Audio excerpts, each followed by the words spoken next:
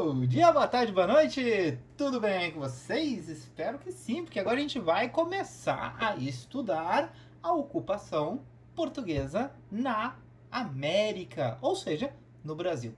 Para isso a gente tem que entender um pouquinho por que eles vieram para cá. Como foi esses primeiros passos em que os portugueses deram em nosso território?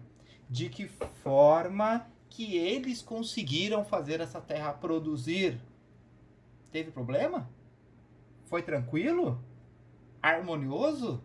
Com guerras? Acompanhe aí comigo que vocês vão ver. Início da colonização da América Portuguesa. A América Portuguesa. Começamos por esse título, lembrando que os portugueses demoraram muito para chamar o nosso território de Brasil.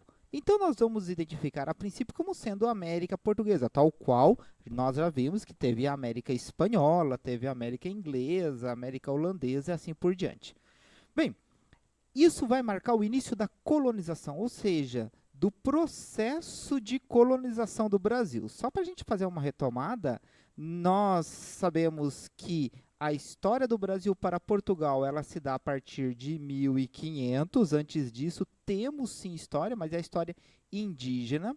Temos um período pré-colonial, que foi um momento de 1500 a 1530, onde não houve tantos interesses aqui, mas depois, quando outros invasores começaram a ocupar nosso território, eles se preocuparam, né?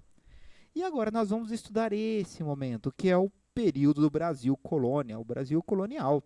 Período que vai até 1822, especificamente com a independência. Então tem muita história, é o período mais longo da história do Brasil e vários fatos vão ser estudados a partir de agora. Nós teremos mais para frente o período imperial, que é quando o Brasil se torna independente, porém tendo um rei, e chegamos ao período em que nós estamos na atualidade, está meio defasado aqui, mas chegamos no período com presidentes, que é o período republicano. Para retomar um pouquinho, nós temos que lembrar que os primeiros 30 anos não foram de interesse dos portugueses. Por que, que os primeiros 30 anos nós chamamos de pré-colonial? Primeiro, porque os interesses maiores estavam lá nas Índias. Lá dava mais lucro. Segundo, o ouro, que era o grande objetivo, não foi encontrado. Como ele não foi encontrado, não houve tantos interesses na terra. No máximo que foi feito no nosso território foi uma exploração do pau-brasil, mas uma exploração muito mais na sua margem, né, na costa brasileira, e de uma empresa terceirizada, ou seja, o rei dava concessão para que outros pudessem explorar o território. Porém, é importante nós lembrarmos que a partir de 1500 ou 1530, ou seja, 30 anos depois, precisaram olhar para o nosso território. Por quê? O que aconteceu? Porque depois de 1500 resolveram vir para cá. Bem, primeiro ponto importante: o comércio nas Índias já não era a mesma coisa. Muitos que até então não tinham acesso começaram a ter esse acesso, ou seja, Portugal perdeu o seu monopólio. Outra coisa importante que nós temos que lembrar é que o Brasil passava a sofrer forte ameaça estrangeira. Franceses, holandeses, ingleses começaram a olhar no nosso território e a o querer ocupar. Portanto, perante essa situação, era necessário ocupar o território. Muitos alunos dizem: ah, professor, é porque acharam ouro? Não, gente, o ouro só vai ser descoberto daqui a 200 anos. Então, não coloquem ouro aqui como fator, como motivo de começar a administração do território. Não foi isso. Tá? É basicamente a queda do lucro nas Índias, então tinha que lucrar de alguma outra forma, e as invasões que aqui aconteciam. Bem, como eu disse, o pau-brasil foi a primeira ocupação. É muito interessante que quando nós olhamos alguns documentos, como esse de Jean Leroy, do século XVI, mostra o quanto que os índios achavam estranhos, né? Porque eles vinham para cá, os franceses, os portugueses vinham para querer arrancar a madeira e os índios não entendiam. Então eles perguntavam: vocês precisam de tanta lenha para se aquecer? Vocês não têm lenha lá? E aí Jean Le Rey teria dito: não, não, isso não é para queimar, é para tirar a tinta. E aí o índio perguntava: mas precisa de tanta tinta assim? E aí, como ele diz, o Jean Le Rey vai dizer: sim, porque tem muitos comerciantes, né? E tem que tingir panos, e tem outras coisas que eles fazem, como faca, tesouros, espelhos e outras mercadorias. E aí, olha como ele cita: retrucou o selvagem. E quando vocês morrem, todo esse dinheiro fica com quem? E aí ele teria dito que ficaria com os outros, ficaria com os filhos. E aí ele pensa, né? Nossa, mas que desperdício, faz tudo isso para depois morrer e deixar para os outros? É um choque de culturas. É um choque de culturas. Então, deixe bem registrado aí. A princípio, o pau-brasil foi a nossa primeira economia. Mas a colonização se iniciava a partir de 1530, liderados por um tal de Martim Afonso de Souza. Ele que liderou a primeira expedição no Brasil. E o que ele queria fazer? Primeiro, explorar o litoral, já que o litoral era o ponto de mais fácil acesso. Defender das invasões estrangeiras. Isso a gente acabou de ver, que, né, do documento que eu acabei de ler para vocês, de Jean Le Rey, dizendo que os franceses estavam ocupando o território. É óbvio, procurar metais preciosos, já que a Espanha estava encontrando minas e minas e minas de metais preciosos em toda a América. E é óbvio também fundar povoados, produzir a cana-de-açúcar, que era um produto importante, vamos ver já já isso aí. Ou seja, fazer uma povoação.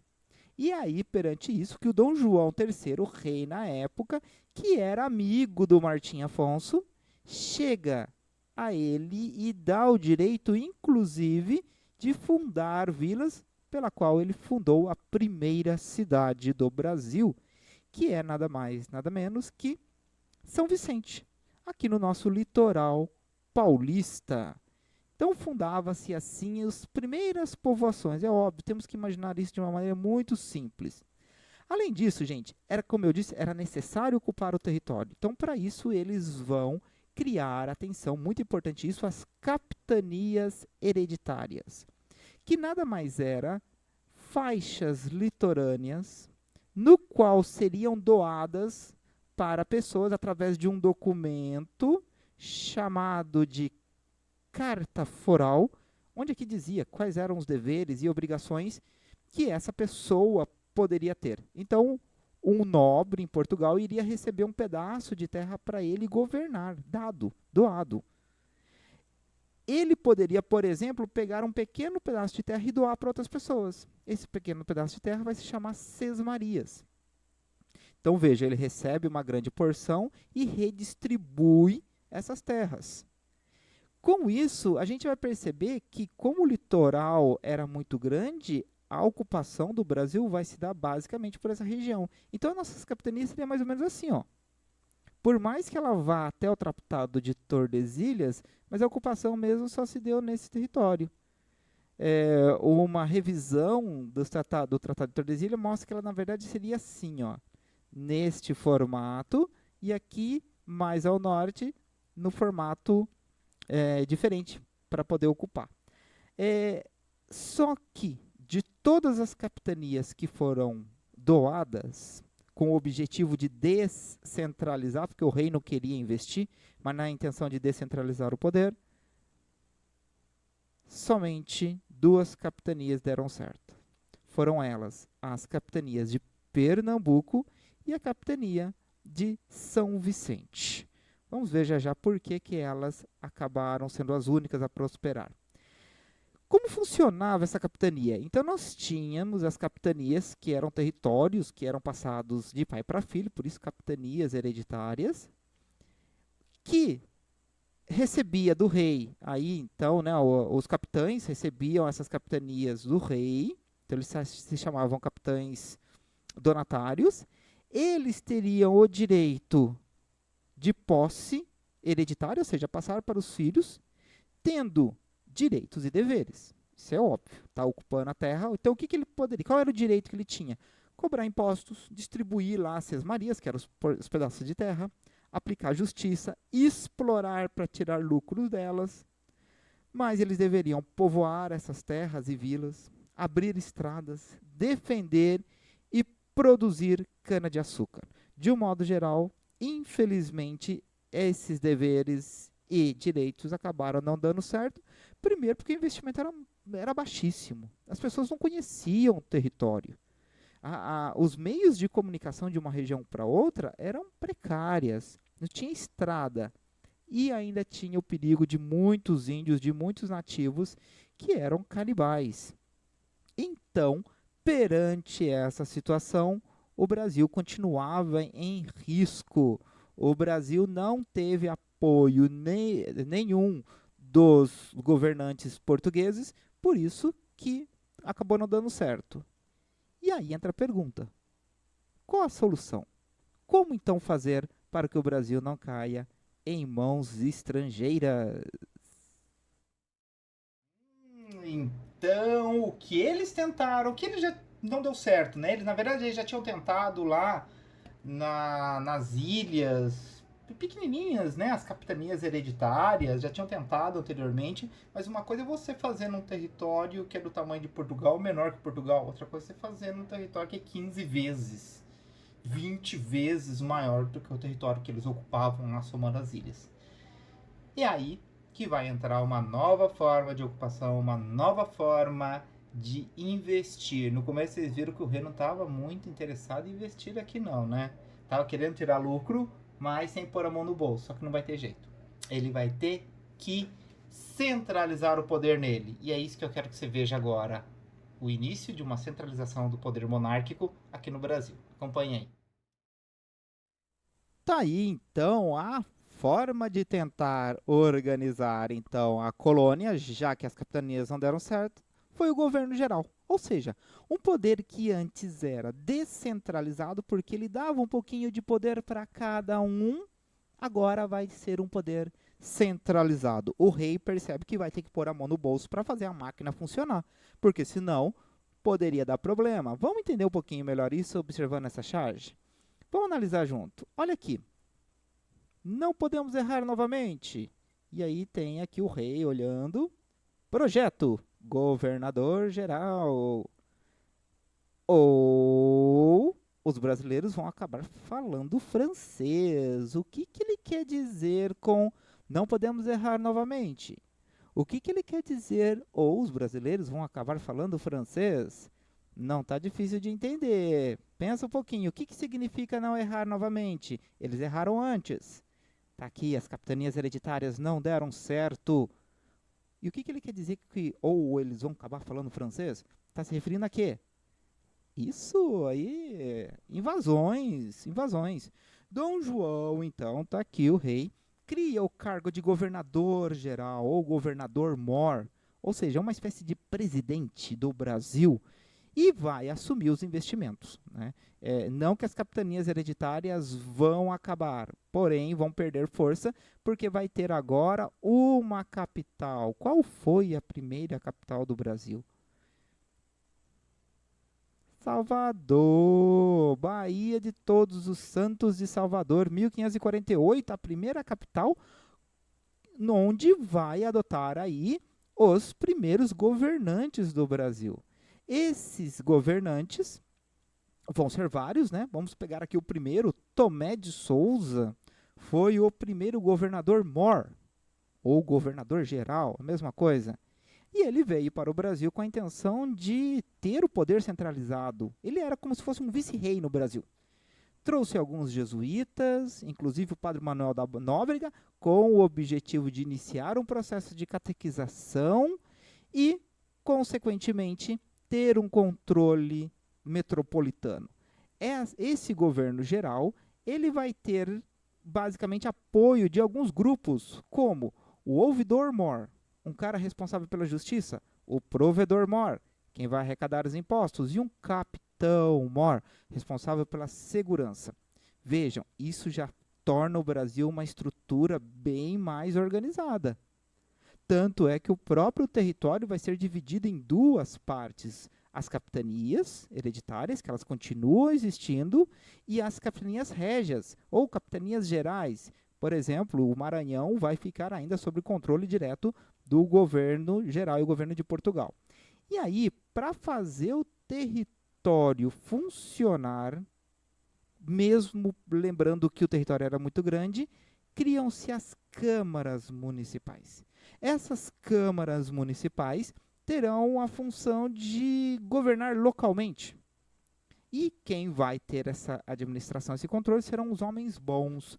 Não vamos pensar homens bons como eles sendo bonzinhos, mas sim como poderosos, chefes locais com muita força, com muito poder. Impostos vão ser cobrados, catequização vai ser feita, as regras e as normas portuguesas começam a se estruturar para melhor organizar o território brasileiro. No entanto, é interessante a gente perceber que o próprio Tomé de Souza, ele fazendo uma inspeção no território, ele percebe os grandes riscos que o Brasil passava. Inclusive, ele chegou a escrever uma carta para o rei dizendo: parece-me que Vossa Alteza deve mandar fazer ali uma povoação na região do Rio de Janeiro, honrada e boa. Por quê? Porque aquela região já estava sendo ocupada pelos franceses. Olha esse mapa francês, Brasil, que já fazia parte do território da França. É muito interessante que os portugueses tinham muito medo desse local, principalmente por conta de alguns índios que eram índios inimigos, que eram os tupinambás. Esses índios eram aliados dos franceses. Então, quer dizer, como o vice-rei aqui diz, né, o governador Mor, era necessário fazer um ataque nessa região da Baía da Guanabara, no Rio de Janeiro, porque a França até nome já tinha dado para a região. E esse local, gente, seria o primeiro local no Brasil onde teriam vindo para cá os primeiros protestantes, evangélicos. Eram calvinistas que tinham vindo da França, vinham fugidos, na verdade, das perseguições que tinham lá. E eles passaram a ter o objetivo de formar um reino aqui. É aí que, liderados por Mendes Sá e depois Estácio de Sá, sobrinho deles, eles fizeram muitas expedições juntos com os jesuítas e se aliaram aos tupiniquins. Olha que curioso, o tupiniquim era inimigo do Tupinambá. Tupiniquim era uma tribo indígena, Tupinambá era outra tribo indígena. Então os portugueses se aliam com os rivais dos índios, fazem uma grande guerra, guerra essa que vai ficar conhecida como Confederação dos Tamoios, e os franceses foram expulsos. Mas isso só deixava claro que era necessário colonizar, ocupar o território com urgência. Fechando o nosso conteúdo, nossa matéria, a gente pôde perceber aí que o Brasil começava a entrar para a história definitiva de Portugal como um território a ser explorado. Essa colonização, essa ocupação vai durar muito tempo, até o processo de independência. Muita história vai rolar, mas por enquanto é isso, gente. Espero que vocês tenham entendido. Bye, bye. Tchau, tchau.